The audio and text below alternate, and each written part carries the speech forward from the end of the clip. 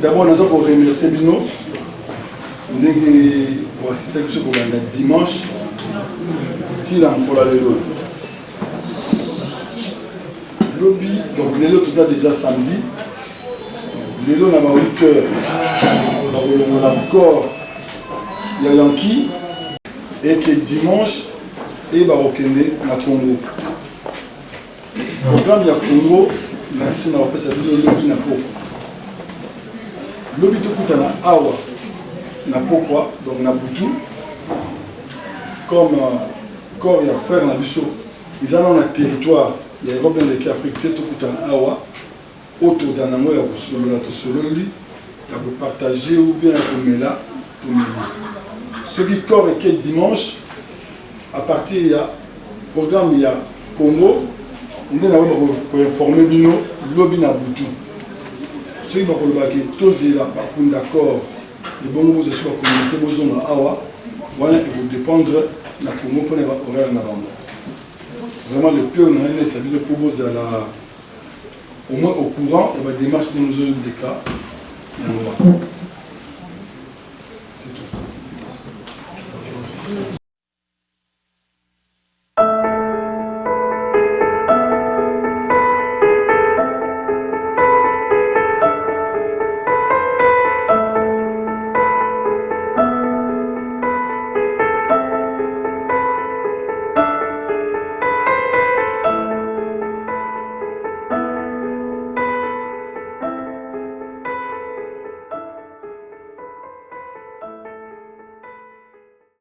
Bonsoir et bienvenue sur notre site clébois.com. Aujourd'hui, je me trouve à Gennevilliers. Nous sommes vendredi au deuil de ADT Yankimpouyi. J'ai à côté de moi Emelia, donc on l'a vu ici au deuil. Bonsoir Emelia. Bonsoir Pichou. Mes condoléances tout d'abord. Merci, merci. Tomonia wa Namatanga ADT, qu'est-ce que tu peux nous dire déjà quand tu as appris la nouvelle? Qu'est-ce que ça t'a fait? En tout cas, ça m'a fait vraiment mal. Ça m'a fait mal parce que je connais la ADT personnellement, parce que Wenge Musique à Maison Mère, c'est ma maison. Donc, quand je dis à chaque fois que moi j'incarne l'histoire de Wenge Musique à BCBG 4x4, Wenge BCBG, Wenge Musique à Maison Mère. Donc aujourd'hui, si même BCBG ont des problèmes de deuil, des trucs comme ça, je serai là. Maison Mère, Wenge ensemble, je serai là. Donc, Yankee, on était ensemble. On était ensemble, mais quand lui il est venu, moi j'étais là, j'étais déjà là. Et moi je suis parti, lui il est resté avec Ouera. Ça fait mal, parce que c'était un homme vraiment ambitieux. Moi je vais dire ceci, Aïki c'était vraiment un visionnaire. Parce que de ce qu'il a fait pour devenir ADT, donc c'est vraiment un visionnaire. Et il aimait Ouera, il aimait aussi l'orchestre Wenge Musique à Maison Mère, que son âme repose en paix. Ça fait tellement mal. Ouais. On a un petit souvenir, juste un petit souvenir de Yankee à nous raconter.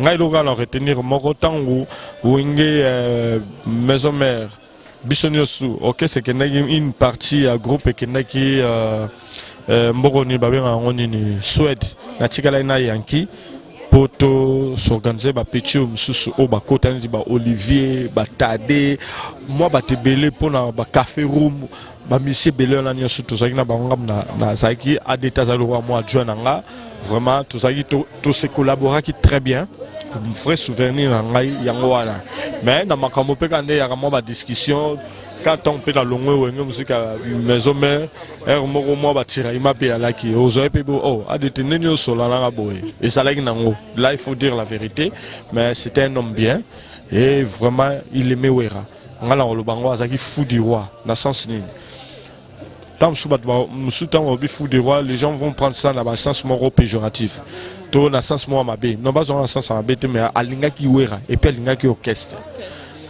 ADT Baroy Bissaye 15h 13h à Zadjawana. Vraiment il aimait l'orchestre et puis il aimait aussi la personne Oueranson étant que son patron. Vraiment pas si vraiment la montée ma mère que son âme repose en paix, surtout dans la famille biologique. Moi si nae bana et puis na famille Maison Mère nabi ke leki nangai puis Roger nabi ke boza ebele kuna. Vraiment courage kaka, courage na vient sonner. Mokilezo lo balango. Biso to ba monsieur to memanga. Mais nous avons une vérité. Mokile Rolo Banango. même na moi si na landa ka kondi mane tam songa ite menzamba yebi biso nde to ala. Merci Ming.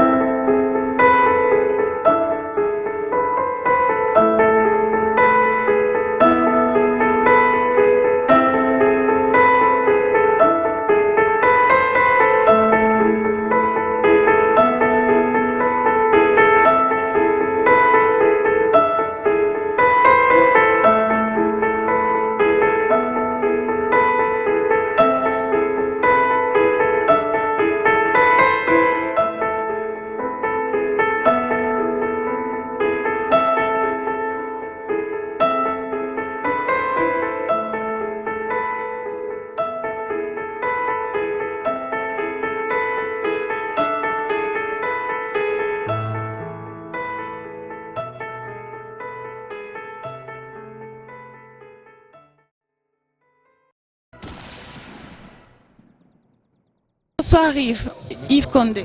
Bonsoir madame. Boni, ça va? Si ça va, tranquille. Hein. Qui a ADT? Non, personnellement on a bien DTT, mais on a par recommandation. En fait, parce que on a petit Yawera, il m'avait appelé au téléphone pour m'informer que tu as fait le membre de la bureau, on a ADT dans Sango, mais depuis qu'on à Paris, nous avons eu souvenir, on a gardé à Malam que une fois où Razaki na Nairobi au Kenya, pendant que Rando préparé, il fallait mettre sur scène air tout. Il y a un cas où on a un téléphone. Après j'ai commis après j'ai posé la question, ah mais c'est qui t'appelle à tout moment? Il m'a dit ah bien Yankee et tout, ah je connais pas bien abi on a peine donc n'habité on a peine petit moi on a un tout belé. Mais quand je suis arrivé ici, on a témoignage penayo qui vraiment c'était quelqu'un de bien. Quelqu'un de généreux, il a dit non mais pourquoi pas, je peux pas venir aussi longtemps que je parlais aussi avec lui, j'ai dit non, il faut Naya. Donc c'est un peu ça que je suis venu. C'est bien, c'est bien. Ouais. Mais en tout cas, mon conseil non peut ça que l'Iwezan Zela na biso, tout il y a précédé biso avant, mais sauf que l'Iwa na épée il faut être biso mutotikali, tous à la bien, te bandeni ko se conduire, te bandeni à cause là. Mais c'est quelqu'un de bien, il a été bien. À Salita, on a un Mokili, Nzamba Zuye, bon, que son âme repose en paix. Merci. Ok, au revoir. Merci.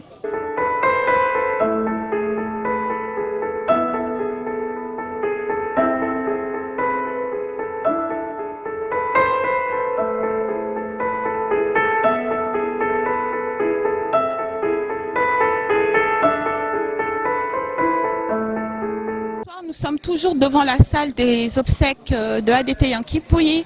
À côté de moi, j'ai Sorel et Eric. Donc Sorel qui est donc représentant Yawar Hassan en Europe, c'est bien ça. Bonsoir et tout d'abord mes condoléances. Merci, bonsoir à vous aussi. Une question. Je vous ai déjà vu avec ADT, je sais que vous connaissez très bien. Quand vous avez appris cette nouvelle, qu'est-ce que ça vous a fait? Ben voilà, hein, ça juste, comme on dit, quand vous perdez quelqu'un qui vous est cher, vous savez ce qui se passe dans la tête. Bon, franchement, moi, je ne croyais pas qu'ADT était décédé. Jusqu'à aujourd'hui que j'ai vu son corps, que j'ai consommé, que vraiment, il est parti. Moi, je croyais que toujours c'était un rêve. J'avais toujours espoir que non. Quand je vais arriver à Paris, on va me dire c'est un... Parce que moi, j'étais en déplacement. Alors, j'étais obligé de prendre mon vol pour rentrer en France. Et là, quand je suis arrivé, on m'a fait comprendre que c'est vrai, il est décédé. Ben, j'ai dit non, si je ne vois pas, je ne crois pas. Je suis allé à la morgue aujourd'hui, quand j'ai vu le corps de ADT, il ne pouvait pas parler. C'est là où j'ai compris vraiment que le mot là, il a sa place, vanité de vanité. Merci. Un dernier mot, un souvenir par rapport à ADT, son hommage? Bon, les souvenirs, ils sont énormes. Il y a trop de souvenirs. Il y a trop de souvenirs qu'on a partagés, ADT et moi. Parce que déjà, si vous savez bien, on travaillait toujours ensemble. Et Et quand on avait vraiment du boulot sérieux, on arrivait sur Paris, on prenait la même chambre d'hôtel. Donc vous vous rendez compte. Donc on parlait, on a beaucoup de souvenirs, Si je veux parler des souvenirs là, on va pas finir, là. Ça franchement, il faut vous dire vrai. ADT, auprès de lui, j'ai appris beaucoup de choses. Vous savez, nous les Africains, on attend toujours quand quelqu'un décède pour faire des témoignages vraiment de fleurs pour lui. Non, je ne suis pas de cette catégorie de personnes-là. Tout simplement que ADT, c'est un vide. C'est un gros vide, pas seulement pour Wenge Musica Maison Mère, un vide pour l'Afrique. Parce que moi, je ne suis pas congolais, je suis camerounais, mais le peu que j'apprenais auprès de lui, je balance ça aussi de mon côté.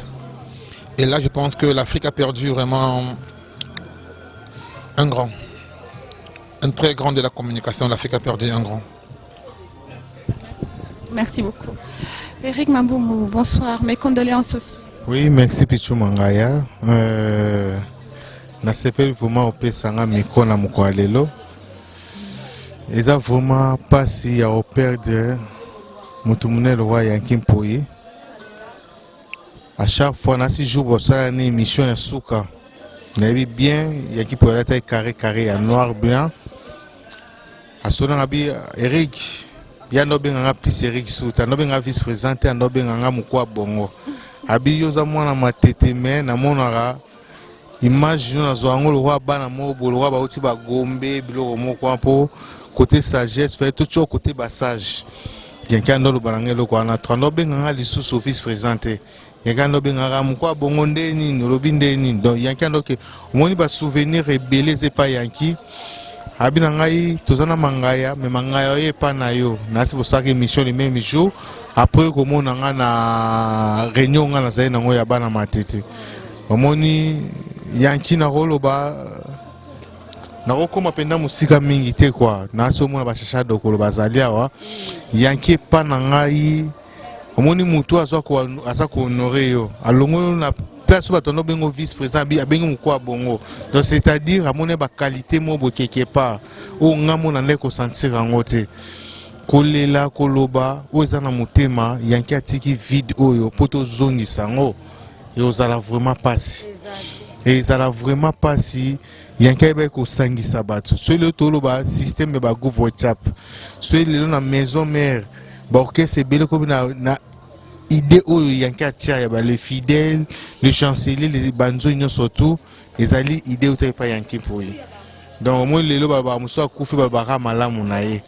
Mais malamu on peut faire la OIP à Salaki. Donc Yanki a contribué belé. Azaki plus que directeur technique dans l'orchestre.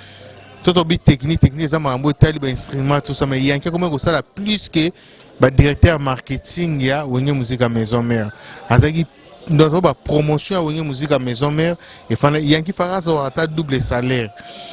Mon ebemne to le Yanki faut to le na deux places to le côté marketing to le Yanki pour aussi côté technique donc moni nga paswa netikali Yanki abane ko sacrifier tant na pour na Wenge Musica Maison Mère Yanki ko lo bane likamba Wenge te Yanki andoza na souci Eric na mo lo ba mi mabe côté na ngai moni lelo to lo ba biso nyonso tout mais ba pasi ba souvenir important ça yanki te mo na ngoto to ki yanki akufi le 24 neto netinga personnellement neko yoka pasi ya yanki jour ba isinga yanki pour yakufi na ne le na uti na morgue na moni frère na nga na kati na bi yanki abande ko lo ba troté mukwa bongo yoka ngana pano benga kaka mukwa bongo ngame yanki pono benga benga nga zamba o Eric abite yo mukwa bongo yo foza place ba sage bazalaka nando ye ba 100 dollars ba ngoto mais lelo na moni yango.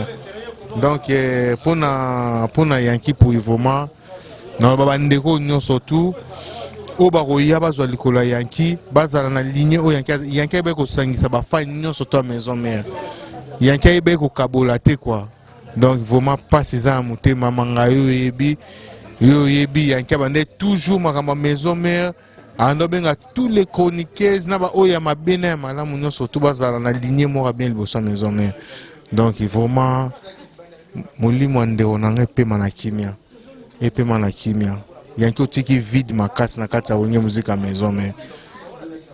moto akoya mais moto akokana yanki po ya te po yanki po azali fan d'abord ya wenge musique à maison mais fan ya Weranson les a différents moto aye koluka musala yanki alinge d'abord wera yanki alinge maison mère yanki alinga ki mudo musala ezali loko moko bandeka ko compléter okobenga yanki makambo ya musala ata mbongo ezate au préférer kende a frauder na train soki ticket ezala te mais asa musala oyo mukonzi na tindi vraiment tono lo bango utanga na kati makambo belé to bande ko sola même jour à émission pour ça ya na kena sa émission mais santé za bien te mais na sala ngo pona orchestre na ngai nega yanki lo baki ke non